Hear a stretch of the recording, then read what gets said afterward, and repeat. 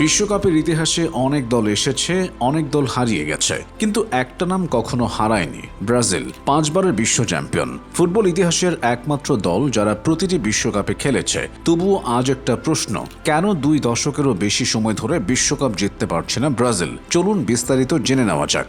যখন মানুষ ফুটবলের সৌন্দর্যের কথা বলে তখন চোখের সামনে ভেসে ওঠে হলুদ জার্সি, ভেসে ওঠে পেলের সেই জাদুকরী স্পর্শ, গ্যারেঞ্চার অবিশ্বাস্য ড্রিবল, রোনালদোর গোল, রোনালদিনহোর হাসি আর নেইমারের শিল্পময় ফুটবল। কিন্তু এখানেই শেষ নয়। একটা সময় ছিল যখন ব্রাজিল মাঠে নামলেই প্রতিপক্ষের মধ্যে ভয় কাজ করত।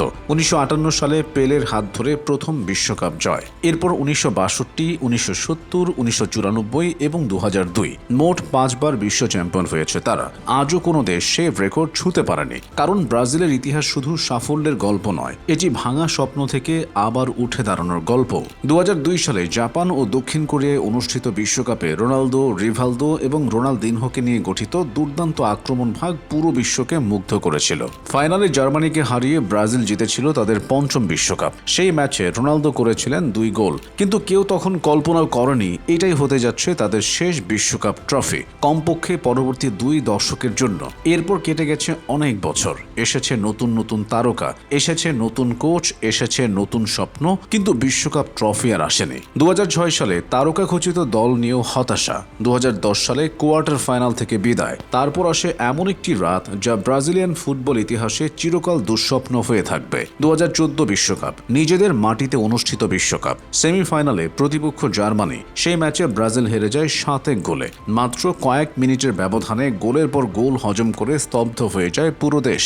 লাখো সমর্থক কান্নায় ভেঙে পড়ে। ফুটবল ইতিহাসের অন্যতম বিস্ময়কর এবং বেদনাদায়ক রাত হিসেবে আজও স্মরণ করা হয় সেই ম্যাচকে। কিন্তু এখানেই একটা বিষয় ব্রাজিলকে অন্যদের চেয়ে আলাদা করে, তারা ভেঙে পড়ে কিন্তু হারিয়ে যায় না। কারণ ব্রাজিলের ডিএনএতে আছে ফিরে আসার গল্প। প্রতিবার ব্যর্থতার পর নতুন প্রজন্ম উঠে এসেছে, নতুন নায়ক জন্ম নিয়েছেন। পেলের পর জিকো, জিকোর পর রোমারিও, তারপর রোনালদো, রোনালদিনহো, কাকা, নেইমার, এই ধারাবাহিকতা কখনো থামেনি। আর এখন পুরো পৃথিবীর চোখ নতুন প্রজন্মের দিকে। ভিনিসিয়াস জুনিয়র, রদ্রিগো, এনরিক সহ একদল তরুণ ফুটবলারকে ঘিরে আবারও স্বপ্ন দেখতে শুরু করেছে ব্রাজিল। সমর্থকরা বিশ্বাস করতে শুরু করেছে হয়তো নতুন যুগের সূচনা খুব বেশি দূরে নয়। কিন্তু প্রশ্ন এখনো একই, 5 বারের বিশ্ব চ্যাম্পিয়নরা কি আবার বিশ্বকাপ ট্রফি ছুঁতে পারবে?